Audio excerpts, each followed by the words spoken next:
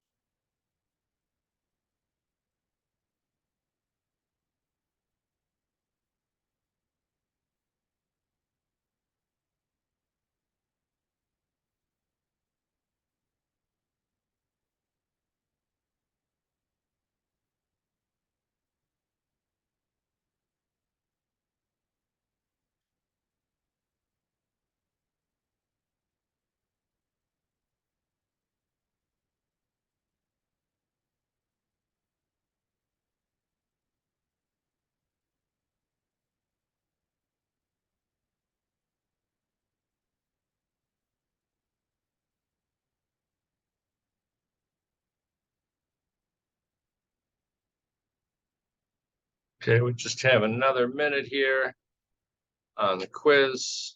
For those who just joined, I'm going to go ahead and paste in a link to the quiz. If you haven't gotten it, here you go. It's in the chat.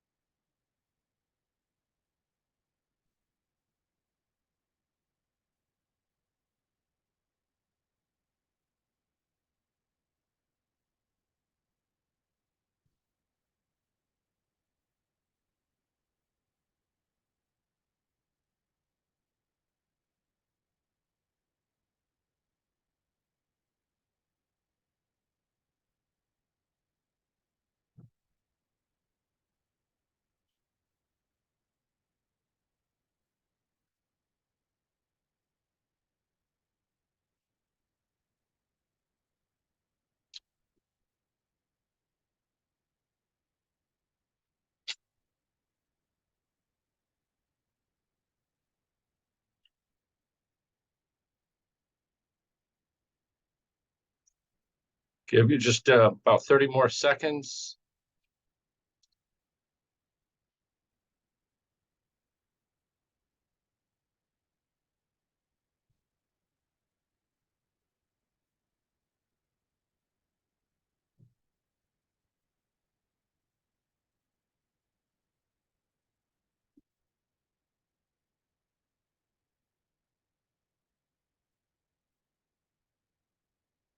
Okay, if you go ahead and click send with whatever you got, that would be great.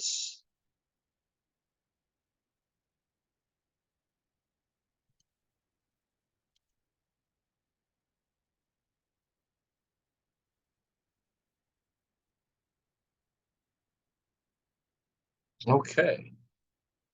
Gonna go ahead and get started. I'm gonna stop accepting little Quizlets. Okay. So let's go ahead and start. Why don't you tell me the answers? What is our value for the global temperature anomaly since the late 1800s? It's 1.1. 1.1 degrees Celsius. Very good. And what about the bulk ocean temperature anomaly? 0.6 degrees Celsius. Yeah, I take 0.6 to 0.8. Less points if you said 1.1, because that's not correct. It doesn't warm as fast as the surface temperatures. So here was kind of a tricky question. For the satellite, oh wait, is the warming of the planet evenly distributed? No. No. No, right. And so how is it not evenly distributed? What are some of the features that you see? Typically the northern hemisphere warms far quicker than the southern hemisphere due to the amount of landmass in the northern as opposed to the southern. And with more water lying in the southern hemisphere, it would require more heat in total for there to be a significant temperature increase that's being recorded, as Right, opposed to, of course, the northern hemisphere. right. Um, Here is our slide that was talking about surface temperatures for the bulk ocean. That was quite different than what we saw with the bulk ocean temperatures. And then in terms of surface warming and its distribution, you might recall this picture from previous lectures. So it's much warmer in the northern hemisphere, up to about a 3-degree anomaly since the 1800s. Whereas where there's more ocean, you would expect there to be more cooling because, again, water has a really high specific heat. And so that tends to make it warm a lot slower and cool off a lot slower. So the next question was, the satellite record had given us interesting information. Which conclusions are not correct? So we're going to go, I'm going to pull this over so you can see it. Which of these are not correct based on the satellite record?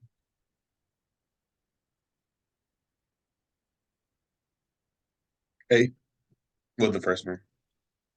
So this is not correct. Oh, sorry, I didn't mean to do that. So yeah, they're not all warming. Why is this incorrect? What's wrong about it? The stratosphere is not warming. The stratosphere is actually cooling because the way the troposphere, CO2 isn't seeping into the stratosphere and it's kind of laying within the troposphere. And when you compare the two data sets, the troposphere, which is the atmosphere closest to the Earth, is warming, of course, whereas the stratosphere, it shows a trend of cooling. Right. And remember your different levels of atmosphere. The troposphere is what we experience on the ground. And that goes up to about 10 kilometers. And then we have the stratosphere. And indeed, while the troposphere is warming, the CO2 is preventing that heat from reaching the upper atmosphere and the stratosphere. So that would be correct. So the stratosphere is cooling is correct. Satellite temperature record anomalies match the thermometer very well. What about this one? Bulk ocean temperatures are rising, although not as much as ocean surface temperatures.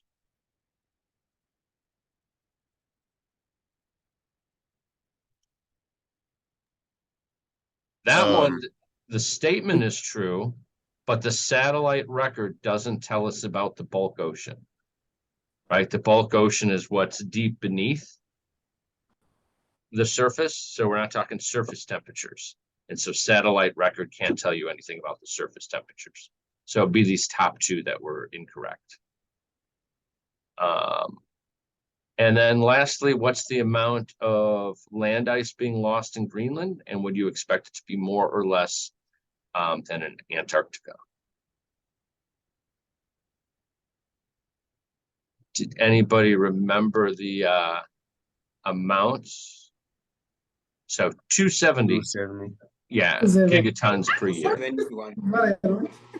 Yeah, 147 metric tons sounds great. 147 was about what you see in Antarctica, although that was in gigatons. So that means a lot more metric tons, billion metric tons. Remember, a gigaton is a billion metric tons. So it's helpful to know those numbers if you can. Here was our slide that told us a little bit about Greenland's mass variation for its ice. And this is significant because this is land ice. When it flows off into the ocean, it can contribute to sea level rise, unlike ice that might be found on icebergs. Okay, so today we're going to get into some, any questions on the quiz? Now we're all good there. Okay. So now we're going to get into some new area. We're going to have to start talking about the actual physics behind climate and warming, etc. I know when folks hear physics, sometimes there's like a bit of fear. Don't worry, it's nothing we can't handle. I do have learning objectives listed on these slides, where we're going to learn the difference between power and energy and how to interconvert between those two, using time as a factor. We're also going to talk about the Kelvin scale, plus a lot of other things. But that's getting ahead of ourselves. I always like to pick up from where we last left off. And I think where we last left off, two things. We saw the early Earth and what its climate was like and how it's varied over time. It's certainly changed a lot. And then we've looked at the more recent period since the 1850s. And I think we have a lot of evidence to say that the climate is warming. I think that's one definitive statement that we could say. The IPCC used the words unequivocal that the climate is warming. And that's supported by, all of these different records, from the surface thermometer record, satellite, all the way to sea level rise, what one would predict. So both the measurements and what predictions we would make if we thought that the Earth was indeed warming, those seem to hold true. But what this doesn't tell us is why the climate is warming. Okay, we know that it is, but we've had no evidence to give any kind of causality. Now, I had previously, when I was talking about ice cores, shown you this slide that talked about, remember, in an ice core, there's little bubbles of atmosphere that has been trapped potentially for hundreds of thousands of years, depending on the ice core. And we can do analysis on the composition of the gases within those bubbles. And what we find is we have a record going back in time, at least 400,000 years, of CO2 levels. And if you plot that over our temperature levels that we've gained from that, we see that they track very well. But just because something tracks doesn't mean that there's a causal relationship, right? There are a lot of things that, could generally track. When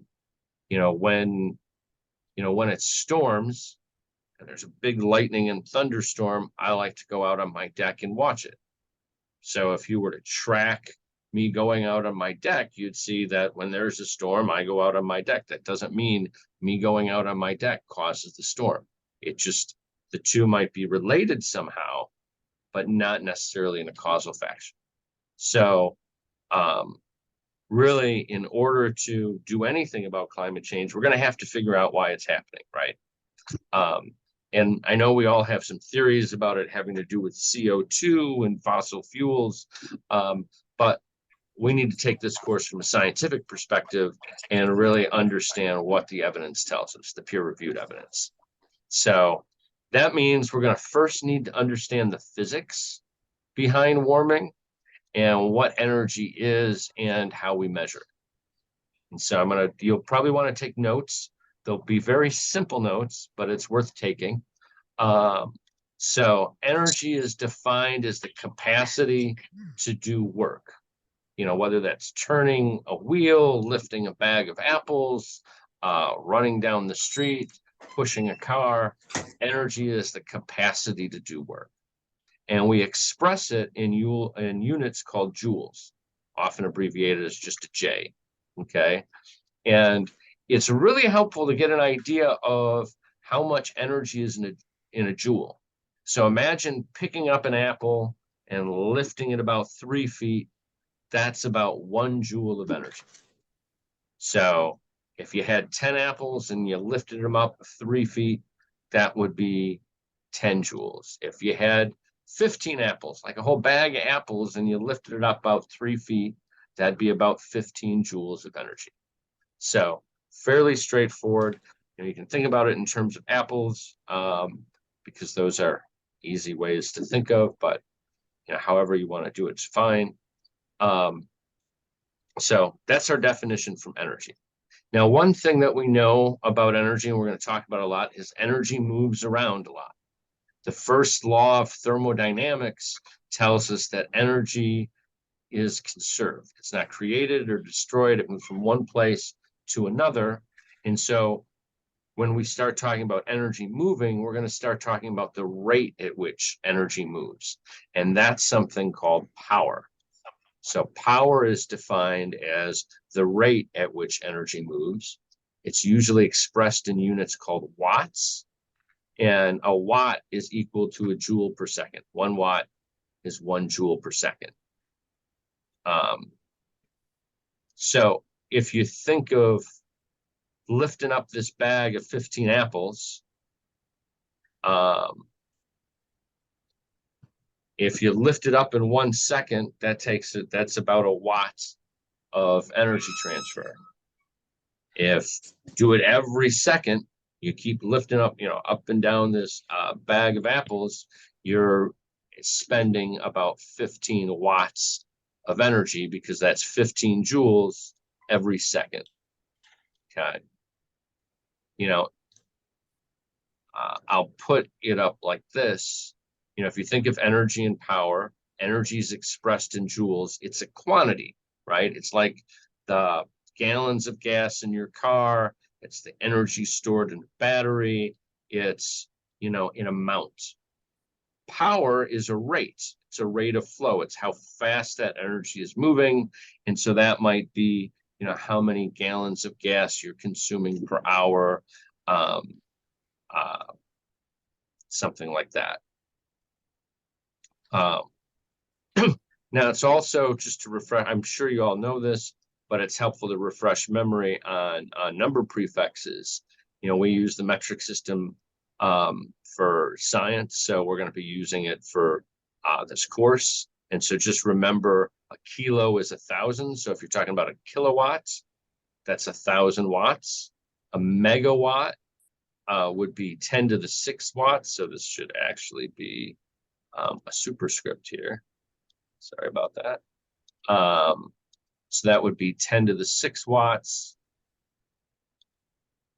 A gigawatt is 10 to the 9 watts. I'll correct this so we have it later on in our. And a terawatt is 10 to the 12 watts. So each of these will probably end up using these units. And megawatts are MW, gigawatts are GW, terawatts are TW, kilowatts are KW. And often we'll see power, at least on my energy bills, electricity bills, is usually is going to involve kilowatts. So we'll talk about that in a minute. So now that we've got our basic definitions, we know what energy is. That's the capacity to do work. That's in joules. Power is joules per second, or watts, and that's energy transfer. And so it makes for some really easy basic relationships of energy and power. So the first one, and these are equations you need to know. So if you're taking notes, this is one of the important equations you need to know. Power equals energy divided by time. Okay, fairly simple. If your energy is in joules and you divide by time, you're going to want to use, your time should be expressed in seconds, because then joules divided by seconds is joules per second. And remember, our definition of watt is joules per second. And so then our power would be in watts. You can rearrange this equation, right? So you can divide both sides by E and multiply P. And so you've got energy equals power times time. So if you know the power and the time, you can figure out how much amount of energy is being spent. So this is like a rate times a time equals an amount. And you're familiar with this. You know, if you think of, you know, driving a car, if you're going 100 miles an hour or 100 kilometers an hour and you travel it for 5 hours, what's the total number of miles? Okay. This is our amount, kilometers.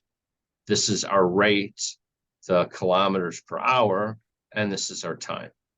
So energy works the same way. Our rate, however, is going to be in watts. Our time will be in seconds. The seconds will cancel out because remember, watts is joules per second. And so our amount should be left in joules. Our last equation, again, just all simple rearrangements of these. Time is the energy divided by power. And again, we can use the same example up here.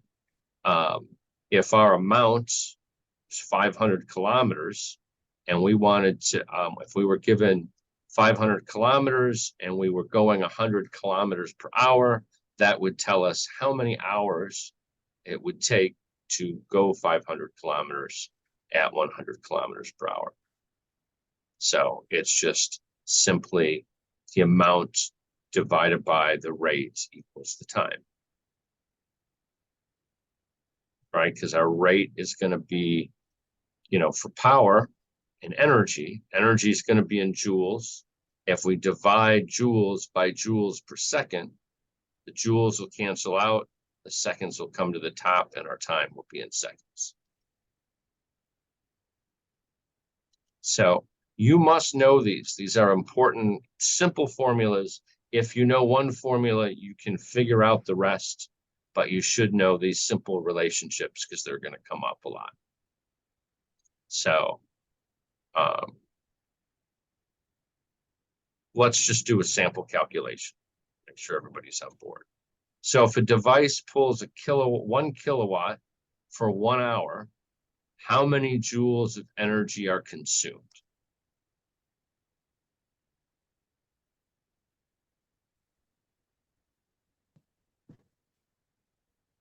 First off, which formula should we use?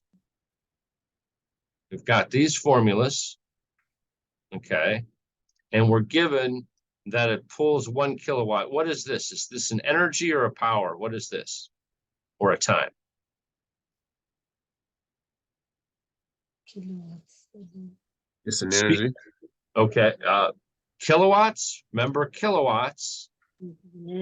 If we're talking about watts, watts are power, right?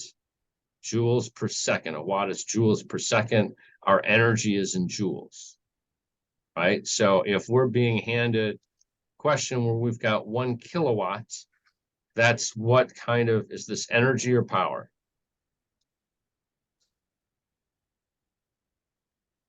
It's power. That's power. An hour is time, right? So the formula we want to use out of these 3 formulas, we're given power and time. So which formula do we want to use out of these 3? Energy is equal to B times T. Yeah, right. Simply. Right. That's our formula we want to use. So we're going to want to multiply our power times our time. So our 1 kilowatt times 1 hour. Okay. And we're going to want to get our answer in joules, right? Because it's going to be energy. Okay. So what am I going to have to do in order for that to work out? Can I just say 1 times 1? No, you have to convert. Would you have to convert 1 hour to minutes then seconds? Right. Right. And kilowatts we should turn into watts. So 1 kilowatt is equal to 1,000 joules per second, right? And then 1 hour is an hour is 60 minutes, and each minute has 60 seconds. So if you multiply that out, that's 3,600. And so our answer ends up being 1,000 times 3,600, which gives us 3,600,000 joules. Remember, our seconds are going to cancel out here because seconds are in the denominator on this. And so that leaves us with we can rewrite this as 3.6 megajoules. Okay. Now, so my energy bills and a lot of the way people measure the amount of energy that's used up is in kilowatt hours, right? So a kilowatt hour, that's a power times a time. So that's going to be an amount of energy. So whenever you hear kilowatt hours, you know that that's in energy, and you figured out what that energy is, right? So 1 kilowatt is 1,000 joules, 1 hour is 3,600 seconds. That means 1 kilowatt hour is equal to 3.6 megajoules. That's going to be handy to know. So I'd probably write that down because people talk about kilowatt hours all the time. Okay. Let's do a second calculation. So now we've got an electric car that's got a 10 kilowatt hour battery. So now is that, what is that a unit of, a kilowatt hour?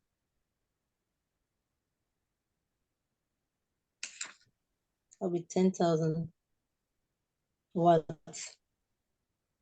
So kilowatt hours, remember that's a power times a time. So that's an energy.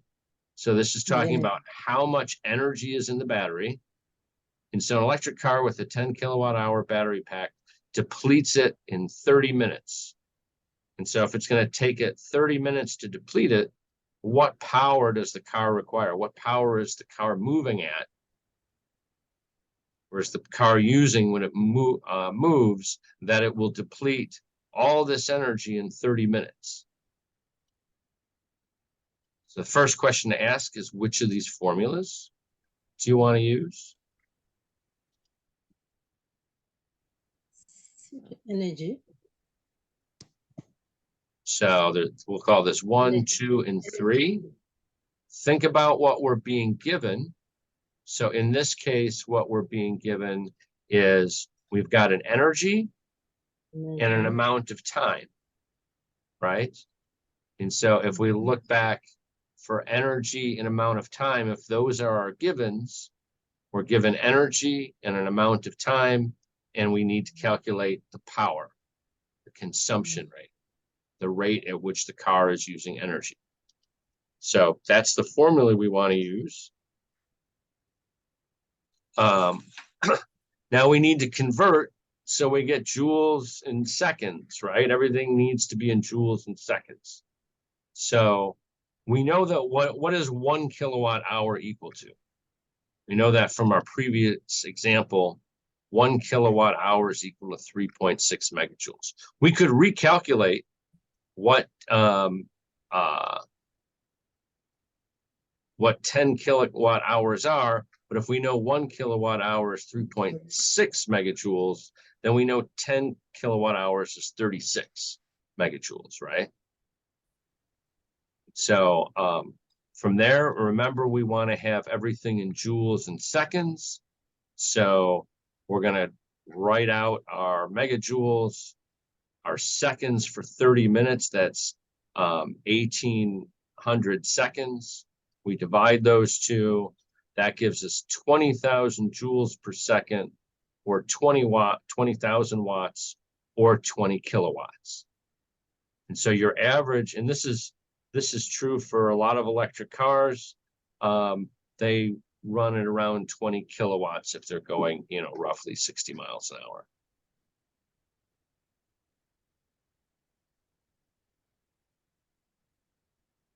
Okay, let's do one last calculation, but I want you guys to see if you can do it on paper.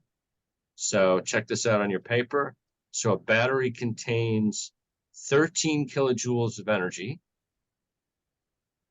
if you pull power at a rate of 5 watts, how long would it take to deplete the battery?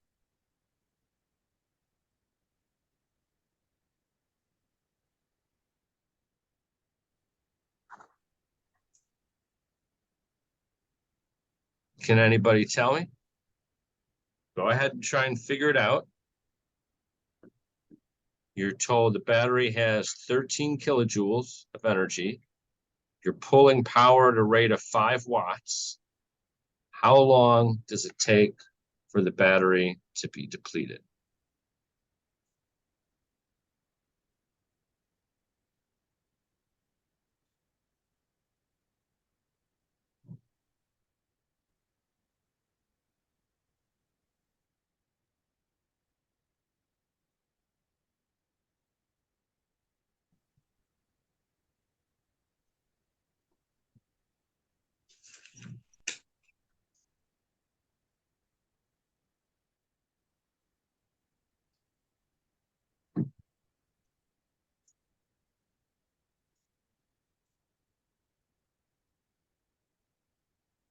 Is everybody working it out? Is anybody here lost and have no idea what to do?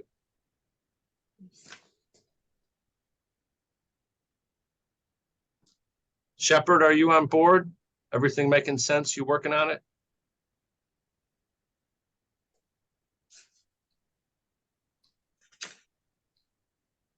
Yes, Prof. Good, good.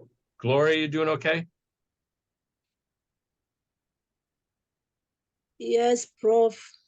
Yes. Good.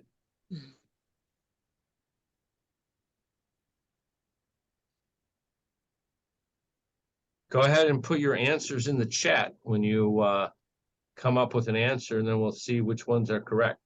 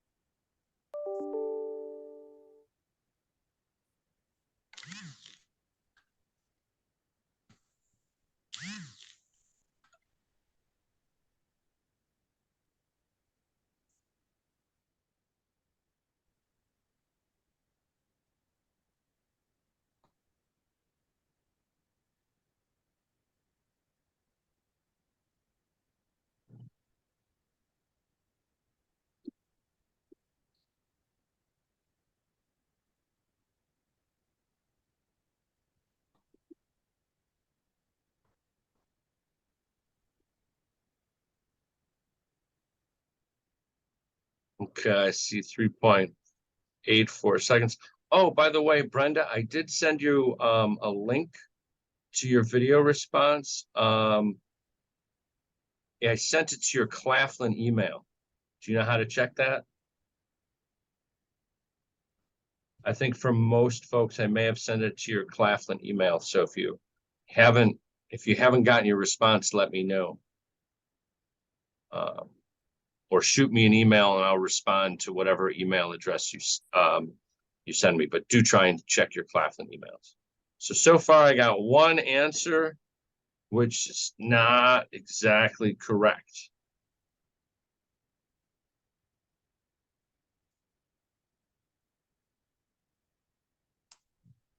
So note here, we've got energy. We know that. And then we have power.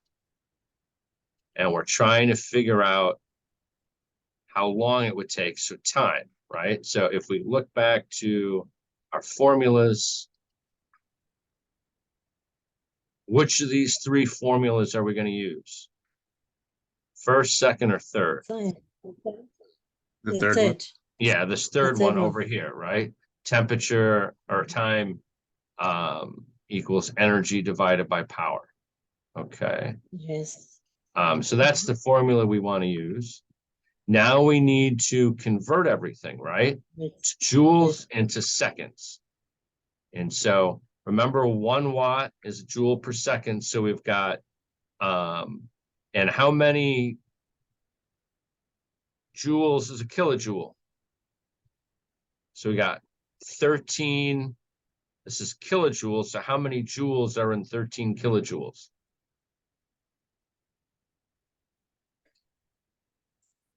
Kilo means 1,000, right? 1,000, yes. Yeah. So we've 13,000 got 18,000. 13,000 joules over, divided by 5 joules per second, which would give us 2,600 seconds. See where I'm getting this from? Because we got 5 watts, right? That's our power. And that's the same thing as 5 joules per second. So I can write down that here. And so it's just energy divided by power. Energy is 13,000 joules because it was 13 kilojoules. You just divide those, and that gives you about 2,600 seconds, which is about 43 minutes. Right? You just divide this by 60, and that'll give you the number of minutes.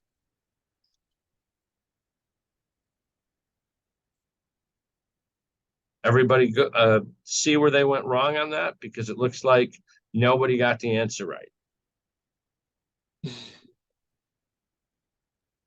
Who would try another one? Okay. Let's try one more. Let me just change the numbers on this one. Let's go with instead, let's see. Let me look at what, hold on, let me pull up. How many joules are in AAA battery?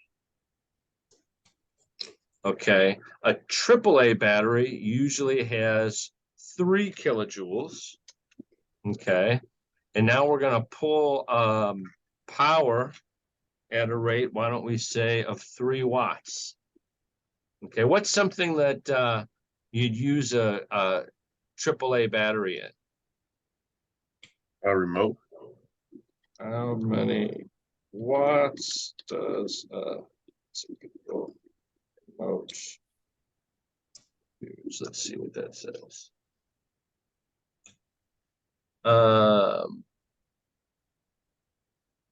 Let's see, for watts, on the order of 1 watt. Okay. So we're gonna do, so this is your remote.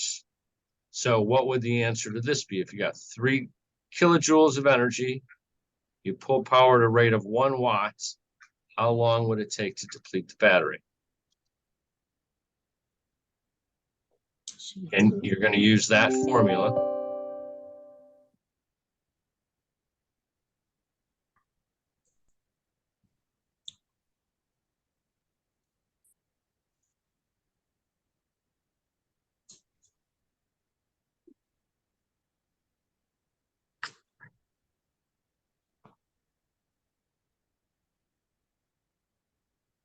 Okay. So for our calculations here, this would be 3,000. This would be 1. So hopefully you have around 3,000 seconds, right? 3 watt. Yeah, okay. All over I'm 1,000. gonna save this so I don't want to change that. Okay. So there are more problems in the textbook. So if you want, try and run some of those problems. If you like, I can send out some additional ones just so you get some practice. Does anybody want that? Yes, Prof. Yeah. Okay, okay. You'll find them at the end of the chapter. This, I think we're in chapter 3. Certainly take a look at them, but I'll pull some out from there. So last thing I want to talk, we got a couple more minutes. I want to move on now that we got energy and power and time. I want to talk about internal energy. So often with any substance, you have a certain amount of internal energy, and that's defined by how fast the atoms and molecules in that substance are moving. So regardless what you're talking about, if you're talking about, you know, this pen, it's made out of molecules, atoms. Those atoms are constantly, if it's a solid, they're kind of fixed in place. So all they can really do is vibrate back and forth, right? A liquid, they can zoom around within the liquid. In a gas, they can fly all around in the gas. But either way, they're moving. And solids, maybe they're just vibrating, okay? The hotter an object, the faster the atoms and molecules are moving in the object. Matter of fact, our temperature is a measure of internal energy.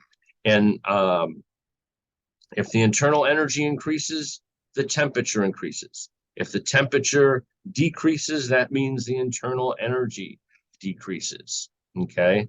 Temperature is actually defined as the average kinetic energy of the atoms and molecules in an object, liquid, or gas. It's just how fast those molecules are moving, okay? That's what temperature is. When we talk about temperature, we've always talked about the Celsius scale. And some people from the US are familiar with the Fahrenheit scale. Know how to interconvert those two. I'm not going to go over that here, but physicists use the Kelvin scale, okay? And the Kelvin scale is just like the Celsius scale. The degrees are about the same size, if you want, steps up in temperature. But for Kelvin, you add 273. It's actually 273.15. But you're always welcome. And often what I will do is just add 273 when converting from Celsius to Kelvin. So what does water freeze at in Celsius?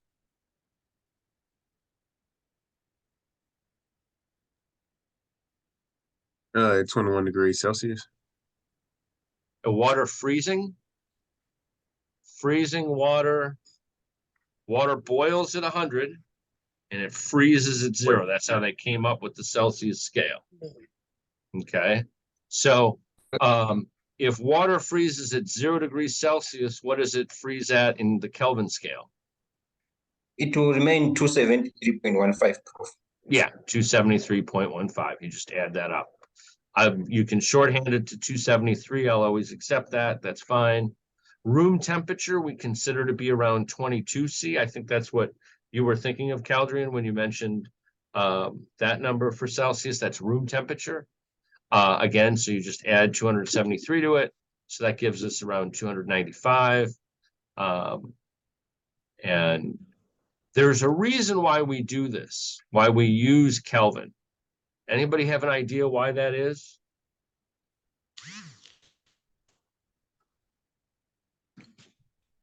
It has to do with where the 0 is. So at the Kelvin scale, 0 degrees, that means those atoms are not moving at all. Because remember, temperature is how much these atoms are vibrating or moving around. So as you go lower in temperature, they move less and less and less and less until they finally stop. Absolute 0 is when all the kinetic motion stops. Incredibly, incredibly cold. It's hard to get things to absolute 0 where they're completely stopped. The reason why this is important, if our temperature scale goes all the way from 0, no energy, all the way up, then temperatures expressed in Kelvin are going to be proportional to the internal energy. And so what I mean by that is if you say the internal energy doubles, that means the temperature in Kelvin will be twice as much.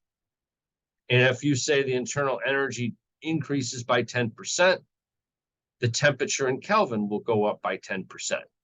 So if it was 50, it would now go to 55. And likewise, if you say the degrees in Kelvin goes down by half, then that means the energy inside is going down by half as well. So it's proportionality. And so we've got to use Kelvin when we're doing our temperature stuff that we're going to find out next talk. We're going to start talking about the actual physics of warming, you know, what it's like when you shine the sun down on the earth and what happens. There's energy in the sun. It's being shined on the planet at a certain rate. So we have a certain power coming down. And then what's going to be the effect of that power? It can increase temperature and all those kinds of things. Any questions, comments, thoughts?